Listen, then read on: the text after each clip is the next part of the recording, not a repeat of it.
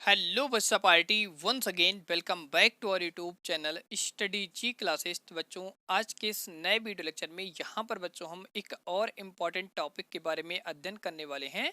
तो बच्चों आज का हमारा यहाँ पर सबसे इम्पॉर्टेंट टॉपिक होता है, जिस टॉपिक का नाम बच्चों यहाँ पे लिखा गया है, एक समान रूप से आवेशित अचालक गोलीय कोष के कारण वैद्युत क्षेत्र की तीव्रता।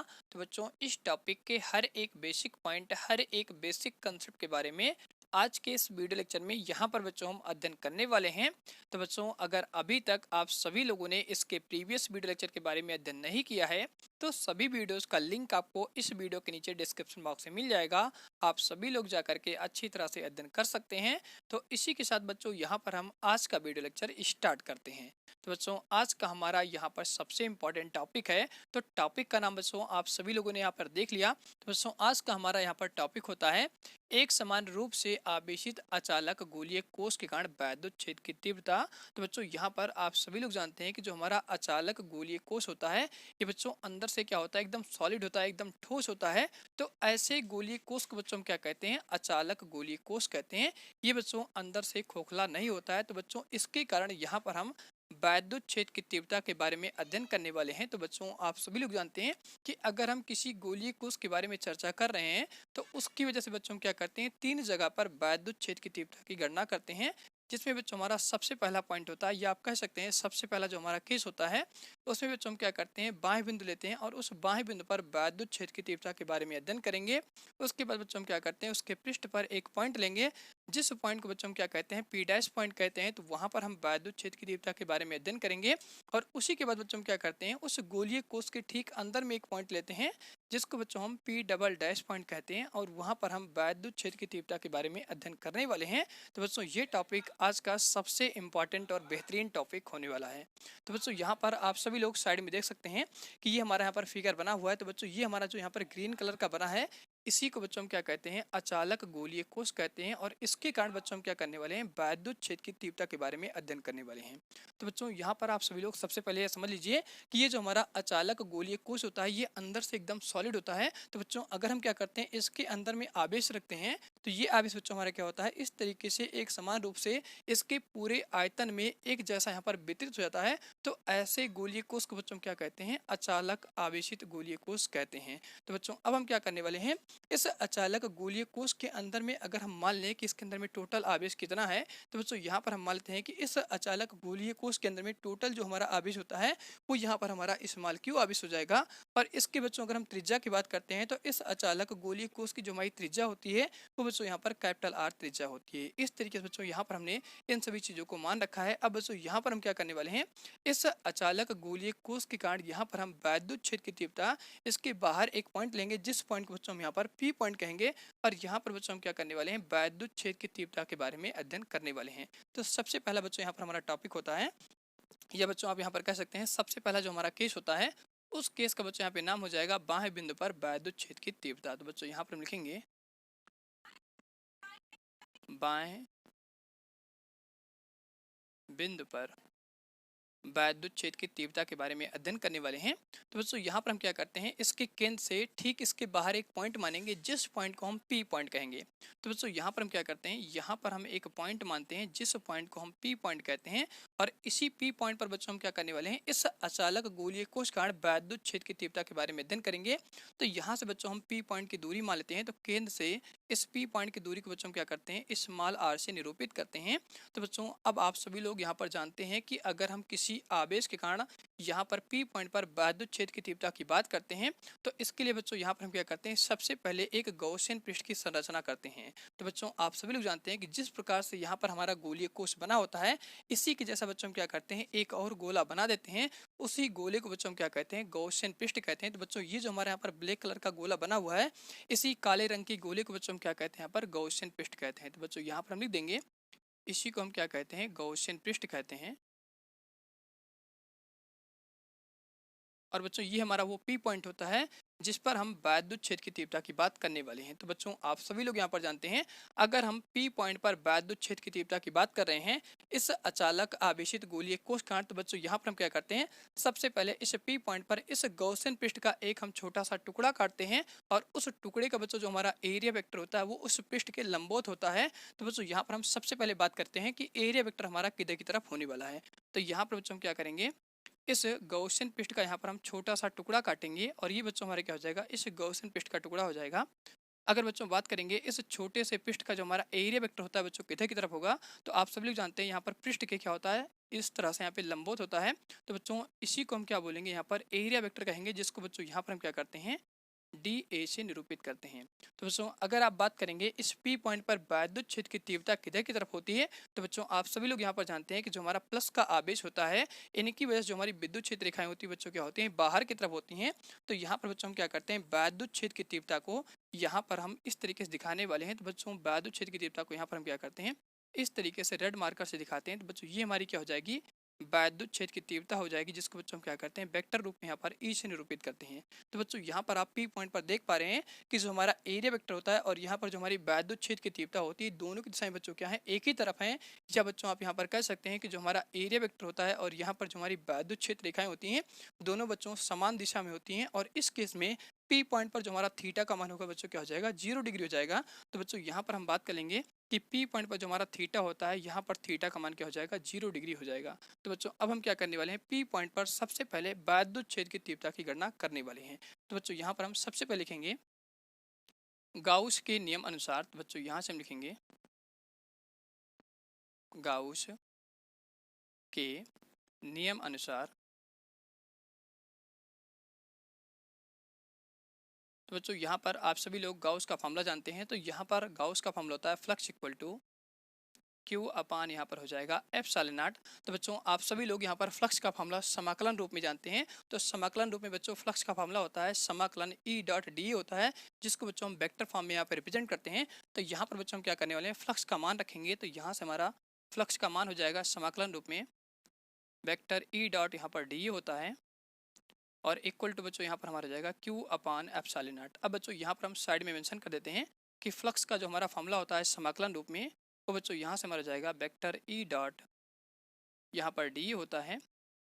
और अब बच्चों यहाँ पर हम क्या करने वाले हैं, इसका डॉट जैसे हटाएंगे तैसे आपको पता है यहाँ पर कॉस थीटा आता है।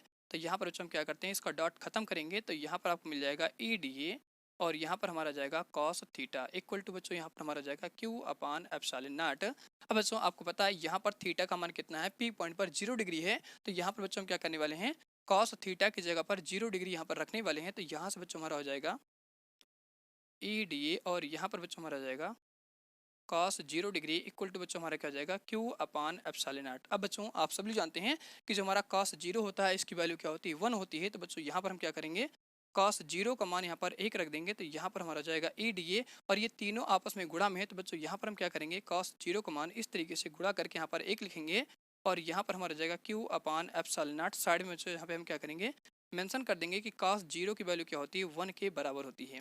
अब बच्चों आपको पता है अगर हम क्या करेंगे 1 से किसी में गुणा करते हैं तो सेम चीज़ें यहाँ पर आती हैं। तो यहाँ पर हम लिखेंगे समाकलन हमारा हो जाएगा E D A equal to यहाँ पर हो जाएगा क्यू अपान एप्सिलॉन नॉट। तो बच्चों यहाँ पर आप सभी लोगों ने अध्ययन किया है कि अगर हम गाउस बाबा के नियम का प्रयोग करते हैं तो इस केस में जो हमारी वैद्युत क्षेत्र की तीव्रता होती है वो बच्चों क्या होती है, नियतांक होती है। और बच्चों यहाँ पर आप फिगर के माध्यम से भी बता सकते हैं कि जिस पॉइंट पर हम वैद्युत क्षेत्र की तीव्रता की गणना कर रहे हैं यहाँ से लेकर के बच्चों हमारा जो केंद्र है यहाँ तक की दूरी क्या होती है, स्मॉल आर होती है।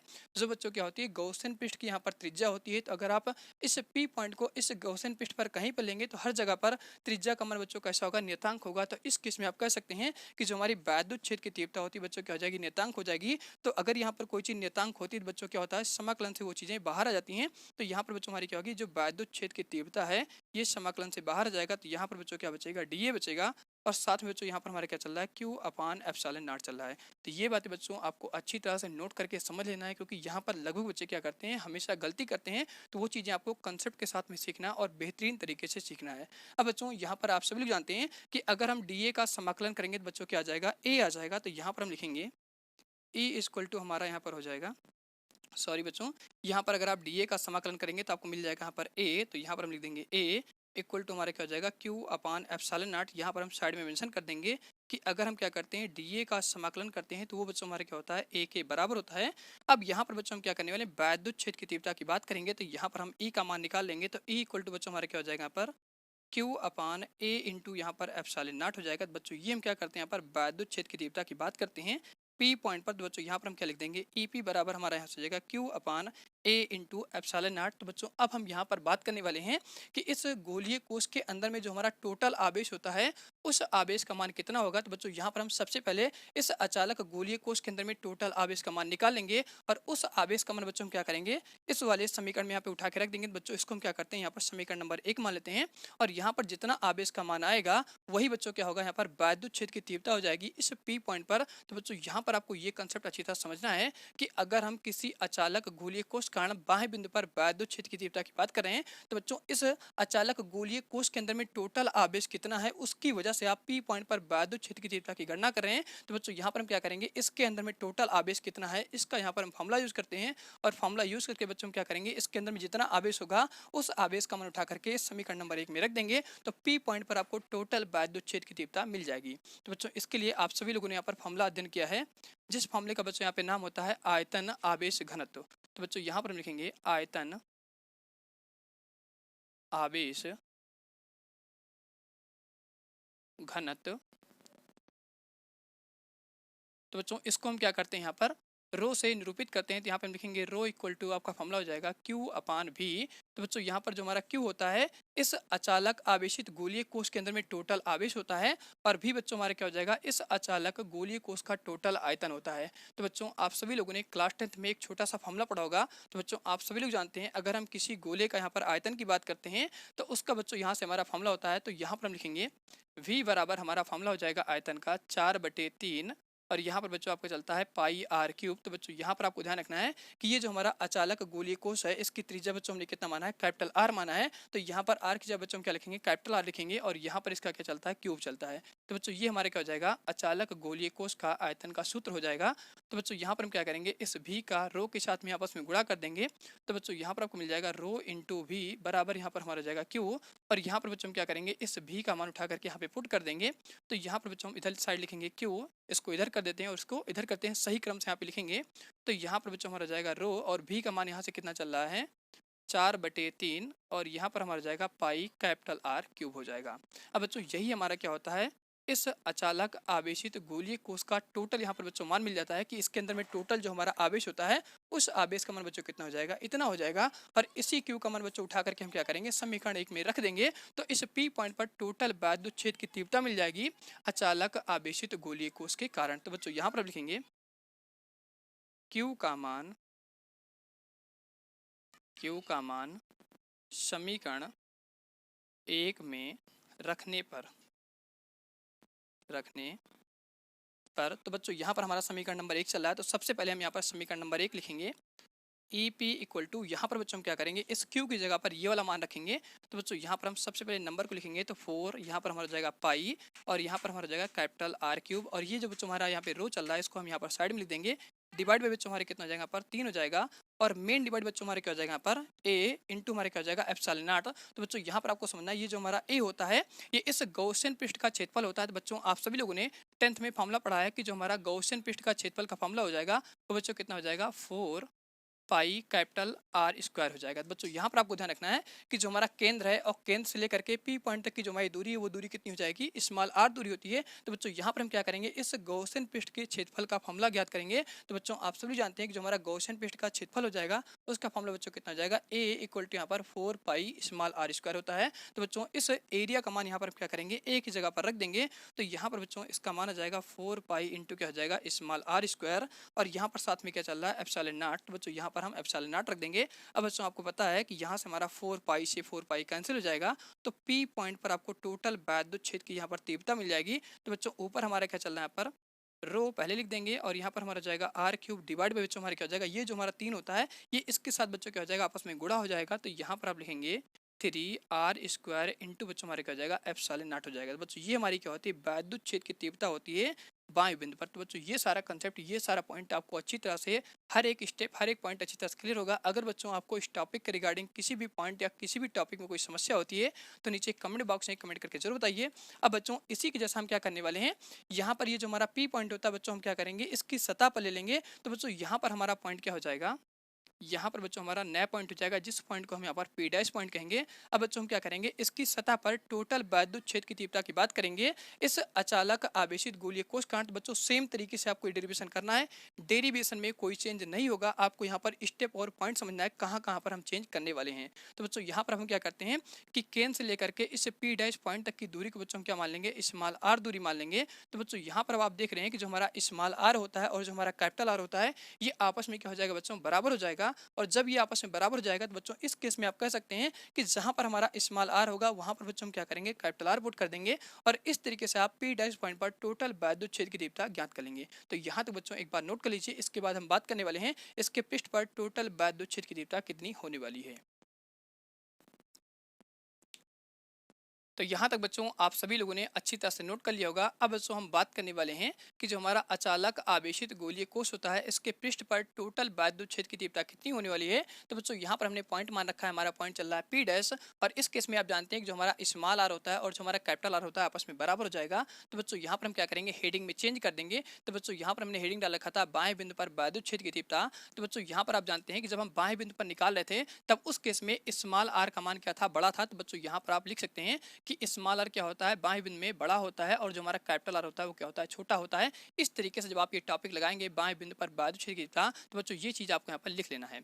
अब बच्चों यहाँ पर हम क्या करने वाले हैं, जो हमारा इस अचालक गोलीय कोष का यहाँ पर पृष्ठ होता है या सतह होता है उस पर बच्चों हम क्या करते हैं एक पॉइंट लेते हैं जिस पॉइंट को हम पी डैश पॉइंट कहते हैं। तो यहाँ पर हम वैद्युत छेद की तीव्रता की बात करेंगे। तो बच्चों यहाँ पर ये हमारा क्या होता है इसका सेकंड टॉपिक हो जाएगा। तो यहाँ पर बच्चों हम लिखेंगे पृष्ठ पर वैद्युत छेद की तीव्रता। तो बच्चों यहाँ पर हम इस टॉपिक को इरेज करेंगे, बाकी डेरिवेशन आपको सेम तरीके से करना है। तो बच्चों यहाँ पर हम लिखेंगे पृष्ठ, या बच्चों आप लिख सकते हैं सतह पर वैद्युत छेद की तीव्रता। तो इस केस में बच्चों आप सभी लोग यहाँ पर जानते हैं कि जो हमारा स्मॉल आर होता है और जो हमारा कैपिटल आर होता है ये आपस में यहाँ पर बराबर हो जाता है। तो यहाँ पे लिख देंगे स्मॉल आर और कैपिटल आर आपस में बराबर हो जाएगा। तो सेम तरीके से बच्चों आप यहाँ पे लिखेंगे गाउस के नियम अनुसार। तो बच्चों आपका यहाँ पर गाउस का फॉर्मूला हो जाएगा flux equal to Q upon epsilon naught. अब बच्चों आप सभी लोग जानते हैं कि जो हमारा फ्लक्स का फॉर्मूला होता है समाकलन रूप में वो ई डॉट डी ए के बराबर होता है वेक्टर रूप में। तो बच्चों यहाँ पर हम क्या करेंगे इस फ्लक्स का यहाँ पर मान रख देंगे। तो यहाँ पर हो जाएगा flux E dot D A हो जाएगा। और बच्चों आपको पता है जैसे यहाँ से हम डॉट खत्म करेंगे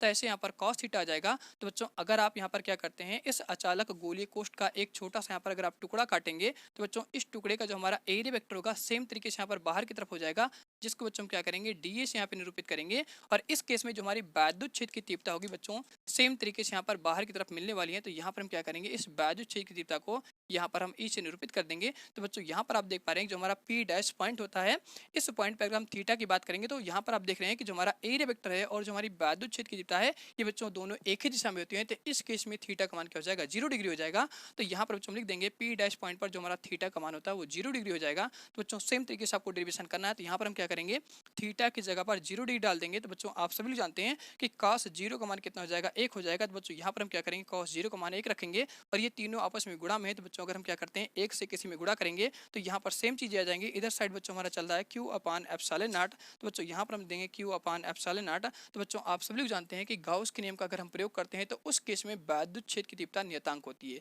ये बातें बच्चों हमेशा के लिए आपको नोट कर लेना है कि अगर हम गाउस बाबा के नियम का प्रयोग कर रहे हैं तो उस केस में वैद्युत छेद की तीव्रता हमेशा बच्चों क्या होती है नियतांक होती है। तो नियतांक वाली चीजें क्या होती हैं समाकलन से ठीक बाहर आ जाती हैं।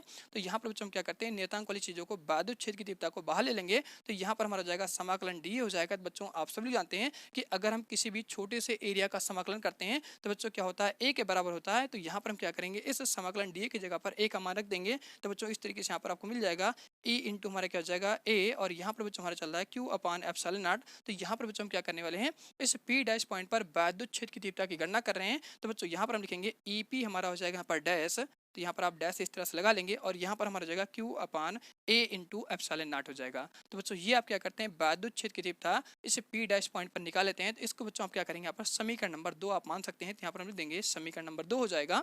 और इसके बाद बच्चों सेम तरीके से आपको करना है कि अगर हम बात कर रहे हैं इस अचालक गोलीय कोष के बारे में, तो बच्चों आप सभी लोग को सबसे पहले निकालना है कि ये जो हमारा अचालक आवेशित गोलीय कोष होता है, इसके अंदर में टोटल आवेश कितना होता है, उस आवेश को बच्चों हम क्यों मान लेते हैं। तो बच्चों ये जो हमारा आवेश होता है इस अचालक आवेशित गोलीय कोष के पूरे आयतन में एक समान रूप से वितरित होता है। तो बच्चों यहाँ पर हम क्या करेंगे, सेम तरीके से फार्मूला का यूज करेंगे, आयतन आवेश घनत्व। इसके अनुसार बच्चों आपका फार्मूला होता है, तो आयतन आवेश घनत्व को बच्चों क्या करते हैं, रो से निरूपित करते हैं। तो रो इक्वल टू आपका फार्मूला हो जाएगा Q अपान V। तो बच्चों यहाँ पर आपको ध्यान रखना है कि इस केस में स्मॉल आर और कैपिटल आर आपस में क्या है, बराबर है। तो बच्चों सेम तरीके से आप यहाँ पर आयतन का फार्मूला यूज करेंगे, V इक्वल टू क्या हो जाएगा 4/3 पाई कैपिटल R क्यूब हो जाएगा। तो बच्चों यहाँ पर हम क्या करते हैं, इस Q का मान निकालना है, तो इसका आपस में गुणा कर देंगे। तो रो इंटू हमारा क्या हो जाएगा V हो जाएगा इक्वल टू बच्चों हमारा क्या हो जाएगा Q। अब इसको सही तरीके से बच्चों अगर हम लिखेंगे तो Q इक्वल टू हमारा क्या हो जाएगा रो, और यहाँ पर हम क्या करेंगे, इस V का मान बच्चों ये वाली वैल्यू उठा के यहाँ पे पुट कर देंगे। तो 4 पाई और यहाँ पर हमारे क्या हो जाएगा कैपिटल R क्यूब हो जाएगा, डिवाइड बाय बच्चों हमारे कितना हो जाएगा यहाँ पर 3 हो जाएगा।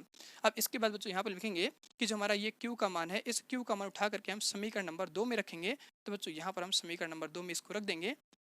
तो अब बच्चों आपको ध्यान रखना है कि यहाँ पर हम क्या कर रहे हैं, P डैश पॉइंट पर वैद्युत क्षेत्र की तीव्रता की बात करें तो यहाँ पर बच्चों हमारे क्या हो जाएगा EP डैश हो जाएगा। अब बच्चों आपको ध्यान रखना है कि ये जो हमारा अचालक गोलीय कोष है, अगर हम इसके यहाँ पर क्या बात करते हैं क्षेत्रफल की, तो बच्चों आप सभी जानते हैं कि क्षेत्रफल के केस में हमारा इसका फॉर्मूला क्या हो जाएगा। तो यहाँ पर बच्चों इसको हाईलाइट करके लिखेंगे, तो A इक्वल टू यहाँ पर हम इसका मान रखेंगे 4 पाई, और इस केस में आपको बताया कि जो हमारा स्मॉल आर है और कैपिटल आर है ये आपस में बराबर है। तो यहाँ पर हम देंगे कैपिटल आर का हमारे क्या हो जाएगा स्क्वायर हो जाएगा।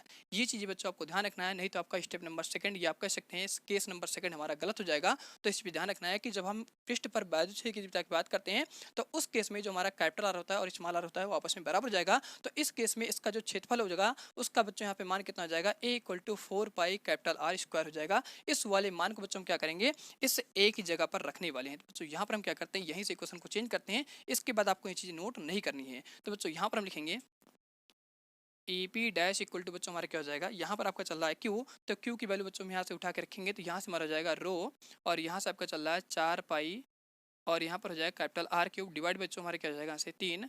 और इसके बाद बच्चों यहाँ पर हम क्या करेंगे, इस A का मान रखेंगे, तो A की जगह बच्चों हम क्या रखेंगे 4 पाई कैपिटल R स्क्वायर। तो यहाँ पर हमारा हो जाएगा 4 पाई कैपिटल आर स्क्वायर चलेगा बच्चों यहाँ पर। तो यहाँ पर लिखेंगे कैपिटल आर स्क्वायर, यहाँ पर हमारा इंटू में चल रहा है एप्सिलॉन नॉट। तो बच्चों अब आपको यहाँ से पता है कि 4 पाई से तो 4 पाई हमारा कैंसिल हो जाएगा, और यहाँ पर बच्चों क्या हो जाएगा आर स्क्वायर पूरा, ये हमारा आर क्यूब कैंसिल हो जाएगा। तो बच्चों यहाँ पर आपको EP डैश पॉइंट पर आपको टोटल वैद्युत क्षेत्र की तीव्रता बच्चों यहाँ से मिल जाती है रो, और यहाँ पर आपका एक आर बचा हुआ, तो यहाँ से हमारा आ जाएगा एक आर, और यहाँ पर बच्चों ये जो हमारा 3 होता है ये इसके नीचे यहाँ पर डिवाइड में आ जाएगा। तो बच्चों यहाँ से मिल जाएगा 3 एप्सिलॉन नॉट। तो बच्चों ये हमारी क्या होती है, वैद्युत क्षेत्र की तीव्रता होती है P डैश पॉइंट पर। तो बच्चों यहाँ पर आपको पृष्ठ पर टोटल वैद्युत क्षेत्र की तीव्रता ज्ञात हो जाती है। तो इस तरीके से बच्चों यहाँ पर हम क्या करते हैं, इसके बाएं बिंदु और इसके पृष्ठ पर टोटल वैद्युत क्षेत्र की तीव्रता ज्ञात करते हैं। अब बच्चों हम बात करने वाले हैं, अगर हम क्या करते हैं इस अचालक गोलीय कोष के अंदर में बच्चों हम क्या करते हैं किसी पॉइंट को लेंगे, तो उस पॉइंट को बच्चों हम क्या करते हैं P डबल डैश यहाँ पे निरूपित करने वाले हैं। तो उसकी वजह से बच्चों हम क्या करेंगे, वैद्युत क्षेत्र की तीव्रता के बारे में अध्ययन करने वाले हैं। तो यहाँ तक बच्चों एक बार आप सभी लोग अच्छे तरह से नोट कर लीजिए। इसके बाद हम क्या करेंगे, इसके भीतर में एक पॉइंट लेंगे जिस पॉइंट को हम P डबल डैश पॉइंट कहेंगे, और वहाँ पर हम टोटल वैद्युत क्षेत्र की तीव्रता की बात करने वाले हैं। तो यहाँ तक बच्चों आप सभी लोग अच्छी तरह से नोट कर लीजिए। तो यहाँ तक बच्चों आप सभी लोगों ने अच्छी तरह से नोट किया होगा। अब बच्चों यहाँ पर हम बात करने वाले हैं कि अगर हम क्या करते हैं इस आवेशित अचालक गोलीय कोष के अंदर में एक पॉइंट लेते हैं जिस पॉइंट को बच्चों हम क्या कहते हैं P डबल डैश पॉइंट कहते हैं। तो यहाँ पर बच्चों हम वैद्युत क्षेत्र की तीव्रता की गणना करने वाले हैं। तो बच्चों अब आपको फिगर यहाँ पर अच्छी तरह समझना है, क्योंकि इसमें आपका फिगर ही सबसे ज़्यादा इंपॉर्टेंट होने वाला है। तो बच्चों अब हम यहाँ पर क्या करते हैं, सबसे पहले बच्चों यहाँ पर हम थोड़ा सा स्पेस करते हैं और फिगर को थोड़ा क्लीन कर लेते हैं। उसके बाद आपको समझाते हैं कि अगर हम इस अचालक आवेशित गोलीय कोष के भीतर में कोई पॉइंट लेते हैं जिस पॉइंट को हम P डबल डैश पॉइंट कहते हैं, वहां पर हम किस तरीके से वैद्युत क्षेत्र की तीव्रता की गणना करने वाले हैं। तो बच्चों यहाँ पर हम क्या करते हैं, थोड़ा सा स्पेस कर लेते हैं, थोड़ा सा फिगर को क्लीन कर लेते हैं, उसके बाद आपको समझाते हैं हम किस तरीके से वैद्युत क्षेत्र की तीव्रता यहाँ पर ज्ञात करने वाले हैं। क्योंकि बच्चों फिगर काफी ज्यादा इसमें ये गंदा फिगर हो गया है, तो यहाँ पर हम क्या करते हैं तो चलिए बच्चों, अब हम यहाँ पर इसके लास्ट टॉपिक के बारे में अध्ययन करने वाले हैं। तो बच्चों, इसका हमारा यहाँ पर लास्ट टॉपिक होने वाला है कि जो हमारा अचालक आवेशित गोलीय कोश होता है उसके अंदर में बच्चों यहाँ पर हम एक पॉइंट मानेंगे, जिस पॉइंट को हम यहाँ पर पी डबल डैश पॉइंट कहेंगे। तो बच्चों, उस पॉइंट पर हम टोटल वैद्युत क्षेत्र की तीव्रता की बात करने वाले हैं। तो बच्चों, यहाँ पर हम किस तरीके से ज्ञात करेंगे इसके बारे में यहाँ पर हम अध्ययन करने वाले हैं। तो बच्चों, इसका हमारा यहाँ पर लास्ट टॉपिक होता है कोश के भीतर, या बच्चों आप कह सकते हैं कोश के अंदर टोटल वैद्युत क्षेत्र की तीव्रता। तो बच्चों, ये हमारा इसका लास्ट टॉपिक होने वाला है। तो यहाँ पर हम सबसे पहले टॉपिक का नाम लिखेंगे। तो बच्चों, यहाँ से हमारा टॉपिक का नाम हो जाएगा कोश के भीतर, या बच्चों आप कह सकते हैं कोश के अंदर वैद्युत क्षेत्र की तीव्रता। तो बच्चों, यहाँ पर हम सबसे पहले अचालक गोलीय कोश यहाँ पर बनाने वाले हैं। तो बच्चों, ये हमारा यहाँ पर अचालक गोलीय कोश हो जाएगा।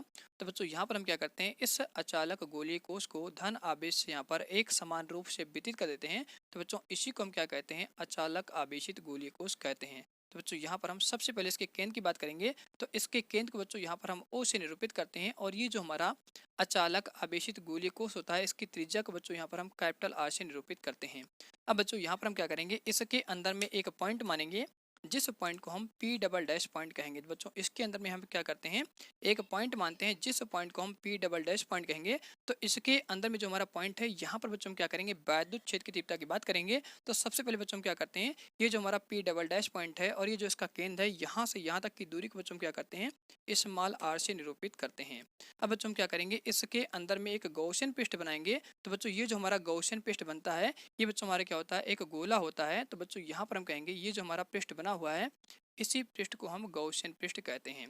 तो बच्चों, अब हम क्या करते हैं, पी डबल डैश पॉइंट पर टोटल वैद्युत क्षेत्र की तीव्रता की बात करेंगे। तो बच्चों, आपको पता है कि जो हमारा पी डबल डैश पॉइंट है, इस गौसियन पृष्ठ का बच्चों हम क्या करते हैं, यहाँ पर छोटा सा हम एक एरिया काटेंगे, और इसी एरिया को बच्चों हम क्या करने वाले हैं, यहाँ पर दिखाने वाले हैं।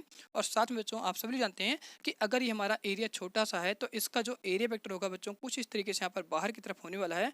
तो बच्चों, यहाँ पर हम एरिया वेक्टर को डी से निरूपित करने वाले हैं। और इस केस में जो हमारी विद्युत क्षेत्र रेखाएं होती हैं, वो बच्चों बाहर की तरफ होती हैं। बच्चों, आपको यहाँ पर जानकारी है कि अगर हमारा प्लस आवेश है, तो प्लस आवेश की वजह से जो हमारी विद्युत क्षेत्र रेखाएं होती हैं वो बाहर की तरफ होती हैं। तो इस केस में बच्चों हमारा एरिया वेक्टर और विद्युत क्षेत्र रेखाएं दोनों एक ही दिशा में होती हैं। तो इस केस में थीटा का मान बच्चों क्या हो जाएगा, 0 डिग्री हो जाएगा। अब बच्चों, हम पी डबल डैश पॉइंट पर वैद्युत क्षेत्र की तीव्रता की बात करेंगे। तो बच्चों, इसके लिए आपको यहाँ पर सबसे इंपॉर्टेंट पॉइंट आप समझना है, जो बच्चों यहाँ पर होने वाला है। तो बच्चों, आप सभी जानते हैं कि जो हमारा अचालक आवेशित गोलीय कोश बना है, इसके अंदर में जो हमारा टोटल आवेश होगा, उस आवेश को बच्चों यहाँ पर हम क्या करते हैं, क्यू से निरूपित करते हैं। तो बच्चों, अब आपको यहाँ पर समझना है कि जो हमारे यहाँ पर गौसियन पृष्ठ बना हुआ है, इसके अंदर में जो हमारा आवेश होगा, इस आवेश को बच्चों यहाँ पर हम क्या करेंगे, क्यू डैश से निरूपित करेंगे। तो बच्चों, यहाँ पर आपको जानकारी होती है कि जो हमारा अचालक आवेशित गोलीय कोश रेड वाला बना है, ये बच्चों बड़ा है, तो इसके अंदर में आवेश ज़्यादा होगा। और ये जो हमारा यहाँ पर गौसियन पृष्ठ बना है, ये भी बच्चों हमारे क्या होता है, एक गोला होता है। तो इसके पूरे आयतन में हमारा क्या होता है, क्यू डैश आवेश एक समान रूप से वितरित होता है। तो बच्चों, इसके अंदर में जो हमारा टोटल आवेश होगा, उस आवेश को हम क्या मान लेंगे, क्यू डैश आवेश मान लेंगे। क्योंकि बच्चों आपको पता है कि जो हमारा बड़ा गोला होगा उसके अंदर में आवेश ज़्यादा होगा, और जो हमारा छोटा गोला होगा उसके अंदर बच्चों क्या होगा, आवेश कम होगा। तो इस आवेश को हम क्या करेंगे, क्यू डैश यहाँ पे निरूपित करेंगे। अब बच्चों, हम इस क्यू डैश आवेश के से पी डबल डैश पॉइंट पर टोटल वैद्युत क्षेत्र की तीव्रता की बात करने वाले हैं। तो बच्चों, यहाँ पर हम लिखेंगे कि इस केस में जो हमारा यहाँ पर कैपिटल आर होता है, ये बच्चों बड़ा होगा, और जो हमारा स्मॉल आर होगा वो छोटा होगा। तो यहाँ पर बच्चों हम लिखेंगे गाउस के नियम अनुसार। तो यहाँ पर बच्चों हम लिखेंगे गाउस के नियम अनुसार। तो बच्चों, यहाँ पर आपको गाउस का फॉर्मूला पता होता है। तो यहाँ पर गाउस का फॉर्मूला हो जाएगा flux equal to Q dash upon क्या हो जाएगा, एप्सिलॉन नॉट। तो बच्चों, आपको पता है क्यू की जगह हम क्या करेंगे, क्यू डैश लेंगे, और इसी की वजह से हम पी डबल डैश पॉइंट पर टोटल वैद्युत क्षेत्र की तीव्रता की बात कर रहे हैं। तो बच्चों, आप सभी जानते हैं जो हमारा फ्लक्स का फॉर्मूला होता है समाकलन रूप में, ये बच्चों यहाँ से हमारा जाएगा वेक्टर ई डॉट यहाँ पर डी हो जाएगा, और इक्वल टू बच्चों हमारे क्या जाएगा, क्यू डैश अपान यहाँ पर एप्सिलॉन नॉट। अब बच्चों, जैसे यहाँ से हम डॉट हटाएंगे तैसे बच्चों यहाँ पर हमारा कॉस थीटा आ जाएगा।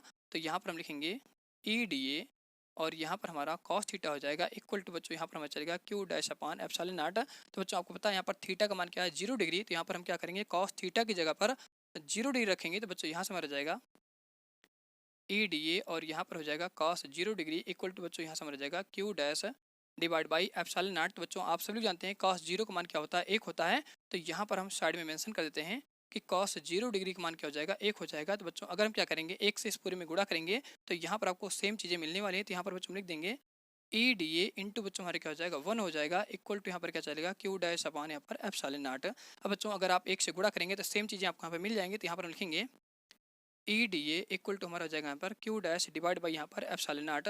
तो बच्चों आप सभी जानते हैं अगर हम गाउस बाबा के नियम का प्रयोग करते हैं तो उस केस में विद्युत क्षेत्र रेखाएं क्या होती हैं, नियतांक होती हैं। तो बच्चों अगर कोई भी चीज़ यहाँ पर नियतांक है तो वो समाकलन से बाहर आ जाता है। तो बच्चों यहाँ पर हम आगे लिखेंगे कि ई जो हमारी विद्युत क्षेत्र की तीव्रता है बच्चों क्या हो जाएगी, समाकलन से बाहर हो जाएगी। तो यहाँ पर हमारा हो जाएगा डी ए इक्वल टू यहाँ पर हो जाएगा क्यू डैश डिवाइड बाई यहाँ पर एप्सिलॉन नॉट। अब बच्चों आप सभी जानते हैं अगर हम छोटे से एरिया का यहाँ पर समाकलन करेंगे तो बच्चों हमारा क्या हो जाएगा ए के बराबर हो जाएगा। तो यहाँ पर हम लिखेंगे ए इक्वल टू हमारा ए हो जाएगा और यहाँ पर आपका चलेगा Q dash divide by epsilon not. तो यहाँ पर बच्चों आप साइड में मेंशन कर सकते हैं कि अगर हम छोटे से एरिया का समाकलन करते हैं तो बच्चों हमारा क्या हो जाएगा ए के बराबर होता है। तो बच्चों अब हम क्या करने वाले हैं, ये जो हमारा गॉसियन पृष्ठ बना हुआ है इस गॉसियन पृष्ठ की अगर हम क्षेत्रफल की बात करेंगे तो ए इक्वल टू बच्चों यहाँ से हमारा हो जाएगा 4 पाई स्मॉल आर स्क्वायर हो जाएगा। तो बच्चों आपको देखना है कि जो हमारा पी डबल डैश पॉइंट है और यहाँ पर जो हमारा केंद्र है यहाँ से यहाँ तक की दूरी बच्चों क्या है स्मॉल आर है, तो यहाँ पर हम आर की जगह पर स्मॉल आर रखेंगे। तो बच्चों ये फॉर्मूला आपने छोटी क्लास में क्लास 10 में पढ़ा होगा कि अगर हम गोले के क्षेत्रफल की बात करते हैं तो बच्चों उसका फॉर्मूला होता है 4 पाई आर स्क्वायर। तो ये वैल्यू बच्चों क्या करेंगे यहाँ पर उठा के पुट करेंगे, तो यहाँ पर बच्चों हमारा हो जाएगा ई और ए की जगह हम रखेंगे 4 pi small R square equal to बच्चों हमारे क्या जाएगा क्यू डैश डिवाइड बाई यहाँ पर एप्सिलॉन नॉट। तो इसको बच्चों यहाँ पर हम क्या करते हैं समीकरण नंबर 1 मान लेते हैं। अब बच्चों इसके आगे का कंसेप्ट बहुत ज़्यादा इंपॉर्टेंट होने वाला है। तो बच्चों अब आपको आगे समझना है कि इसके आगे हम किस तरीके से पी डबल डैश पॉइंट पर टोटल विद्युत क्षेत्र की तीव्रता ज्ञात करने वाले हैं। तो बच्चों यहाँ पर हम क्या करेंगे क्यू डैश जो हमारा चल रहा है इस क्यू डैश के यहाँ पर मान ज्ञात करेंगे। तो बच्चों इसके बारे में आपको अच्छी तरह से समझना है। तो बच्चों अब हम क्या करेंगे, सबसे पहले जो हमारा बड़ा वाला गोला बना हुआ है अचालक आवेशित गोला, इसके अंदर में जो हमारा आवेश है इस आवेश का मान बच्चों क्या है क्यू है। तो इसकी वजह से हम क्या करेंगे इसके अंदर में टोटल आवेश घनत्व कितना होता है इसका मान निकालेंगे। उसके बाद बच्चों हम क्या करेंगे जो हमारा इसके अंदर में छोटा सा यहाँ पर गोला बना हुआ है जिसको हम गॉसियन पृष्ठ कहते हैं, इसके अंदर में जो हमारा आवेश है ये बच्चों हमारा क्या है क्यू डैश आवेश है। तो इस आवेश के बच्चों कितना आवेश घनत्व होता है इसका मान निकालेंगे। उसके बाद दोनों का मान निकाल करके यहाँ पर हम क्यू डैश का मान निकाल लेंगे और निकालने के बाद बच्चों क्या करेंगे यहाँ पर हम उठा के पुट कर देंगे। जैसे यहाँ पर पुट करेंगे पी डबल डैश पॉइंट पर टोटल विद्युत क्षेत्र की तीव्रता आपको ज्ञात हो जाएगी। तो बच्चों यहाँ पर हम आगे लिखने वाले हैं आयतन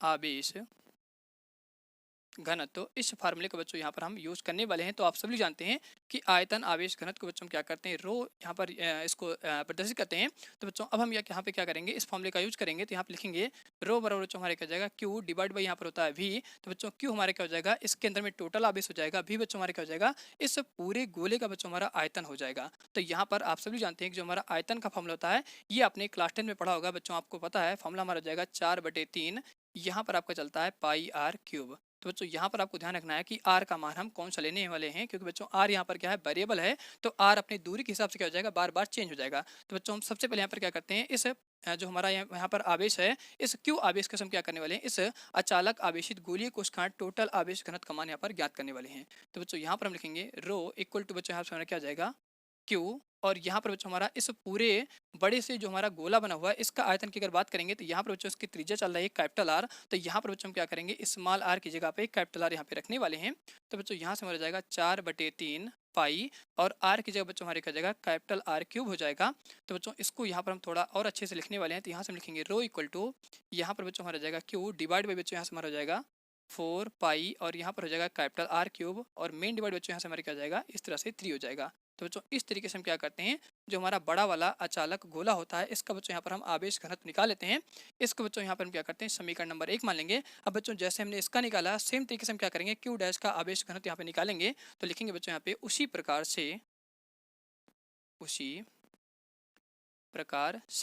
तो यहाँ पर बच्चों हम लिखेंगे रो इक्वल टू यहाँ पर बच्चों हमारा आवेश की जब क्या हो जाएगा क्यू डैश हो जाएगा और इस छोटे से गोले का बच्चों जो हमारा आयतन होगा इसकी त्रिज्या यहाँ पर क्या है स्मॉल आर है। तो बच्चों यहाँ पर हम क्या करेंगे आर की जगह पर स्मॉल आर यहाँ पे रखेंगे। तो बच्चों यहाँ पर हमारा फॉर्मूला हो जाएगा 4/3 पाई स्मॉल आर क्यूब हो जाएगा। तो बच्चों इसको हम क्या करते हैं यहाँ पर थोड़ा सिंप्लीफाई करके और अच्छे से लिखेंगे। तो बच्चों यहाँ से हमारा जाएगा rho equal to Q dash main divide बच्चों हमारा ये हो जाएगा और यहाँ पर हम लिखेंगे 4 पाई यहाँ पर हो जाएगा आर क्यूब डिवाइड बाई बच्चों क्या हो जाएगा यहाँ पर 3 हो जाएगा।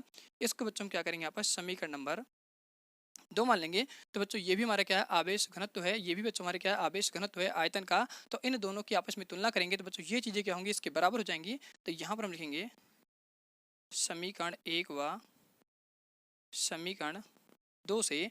तो यहाँ पर बच्चों हम क्या करेंगे सबसे पहले समीकरण 1 का मान लिखेंगे। तो यहाँ पर बच्चों हमारा जाएगा क्यू मेन डिवाइड बच्चों यहाँ से हमारा जाएगा 4 पाई कैपिटल आर क्यूब, तो यहाँ से हम लिखेंगे 4 pi capital are cube divide बच्चों यहाँ से हमारा जाएगा 3। और सेम तरीके से बच्चों हम इधर की साइड में यहाँ पर इस आवेश का मान यहाँ पे लिखेंगे, तो बच्चों यहाँ से हमारा जाएगा क्यू डैश डिवाइड बच्चों क्या हो जाएगा 4 pi small R cube divide बच्चों क्या हो जाएगा यहाँ पर 3 हो जाएगा। अब बच्चों यहाँ पर आपको पता है कुछ चीज़ें आपस में कैंसिल हो रही हैं, तो बच्चों यहाँ पर हम क्या करेंगे, इसको कैंसिल करेंगे, तो 4 पाई से 4 पाई हमारा कैंसिल हो जाएगा और 3 से बच्चों हमारा 3 कैंसिल हो जाएगा। तो यहाँ पर बच्चों हम क्या करते हैं, क्यू डैश का मान ज्ञात कर लेंगे। तो यहाँ पर बच्चों जो चीज़ें पहले बची हुई हैं उसका मान यहाँ पर लिखेंगे, तो बच्चों यहाँ से हमारा जाएगा क्यू डिवाइड बाई यहाँ से चल रहा है आर क्यूब इक्वल टू बच्चों यहाँ से हमारा जाएगा क्यू डैश डिवाइड बाई यहाँ से जाएगा स्मॉल आर क्यूब। अब बच्चों यहाँ पर हम क्या करेंगे, क्यू डैश का मान निकालेंगे, तो यहाँ पर हम क्यू डैश को रोक लेंगे, तो बच्चों यहाँ से हमारा जाएगा क्यू डैश और ये बच्चों हमारा आर क्यूब क्या हो जाएगा, इस क्यू से मल्टीप्लाई हो जाएगा, तो यहाँ पर लिखेंगे क्यू आर क्यूब डिवाइड बच्चों क्या हो जाएगा कैपिटल आर क्यूब। तो बच्चों इस तरीके से हम क्या करते हैं, यहाँ पर क्यू डैश का मान निकाल लेते हैं और इस क्यू डैश का मान बच्चों हम क्या करने वाले हैं, समीकरण ए में रख देंगे। तो बच्चों यहाँ पर हम क्या करते हैं, साइड में स्पेस कर लेते हैं। यहाँ तक आप सभी लोगों ने नोट कर लिया होगा, अगर नहीं नोट किया तो एक बार नोट कर लीजिए। तो बच्चों अब हम यहाँ पे लिखने वाले हैं, तो यहाँ पर बच्चों हम लिखेंगे क्यू डैश का मान समीकरण ए में रखने पर, तो यहाँ बच्चों हम लिखते हैं क्यू डैश का मान समीकरण ए में रखने पर, ए में रखने पर। तो यहाँ पर बच्चों हमारा फॉर्मूला चल रहा है E equal to 4 pi small R square. तो यहाँ पर बच्चों हम क्या करेंगे, क्यू डैश की वैल्यू उठा करके यहाँ पर रखेंगे, तो बच्चों यहाँ से हमारा हो जाएगा क्यू और यहाँ पर हमारा जाएगा small R cube divide by बच्चों क्या हो जाएगा कैपिटल आर क्यूब और नीचे बच्चों यहाँ से हमारा चल रहा है एप्सिलॉन नॉट। तो बच्चों यहाँ पर आप देख रहे हैं कि यहाँ से हमारा आर स्क्वायर और यहाँ पर बच्चों हमारा क्या हो जाएगा आर क्यूब, यहाँ पर आपस में कैंसिल हो जाएगा, तो आर स्क्वायर से बच्चों हमारा क्या हो जाएगा आर क्यूब कट जाएगा। तो यहाँ पर बच्चों हमारा एक आर बचा रहेगा, क्योंकि आपको पता है यहाँ पर आर की वैल्यू 2 है, यहाँ पर आर की वैल्यू 3 है। तो यहाँ पर बच्चों हम क्या करते हैं, इस तरीके से वैद्युत क्षेत्र की तीव्रता यहाँ पर ज्ञात कर लेते हैं।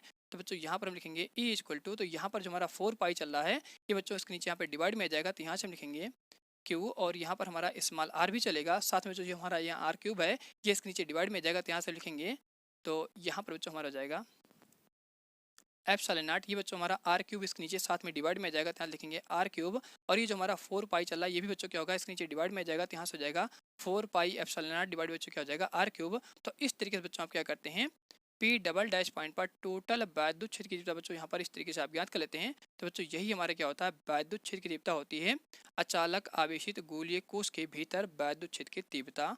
अब बच्चों अगर आप इसको थोड़ा सा और सिंप्लीफाई करना चाहते हैं तो आप कर सकते हैं। तो बच्चों हम यहीं तक इस फॉर्मूले को एंड करते हैं। तो बच्चों मैं आशा करता हूं कि आप सभी लोगों को आज की वीडियो यहाँ पर पसंद आई होगी। अगर बच्चों आप सभी लोग को इस टॉपिक के रिगार्डिंग यहाँ पर कोई समस्या होती है तो नीचे कमेंट बॉक्स में कमेंट करके बता सकते हैं। तो बच्चों इसी के साथ यहाँ पर हम आज का वीडियो लेक्चर एंड करते हैं। तो बच्चों अगर आप सभी लोग को वीडियो पसंद है तो इस वीडियो को लाइक करेगा और अपने दोस्तों के साथ में इस वीडियो लेक्चर को ज़्यादा से ज़्यादा शेयर करेगा। तो इसी के साथ बच्चों यहाँ पर हम आज का वीडियो से एंड करते हैं। अब मिलते हैं आप सभी लोगों से बहुत जल्द अगले वीडियो लेक्चर के साथ में।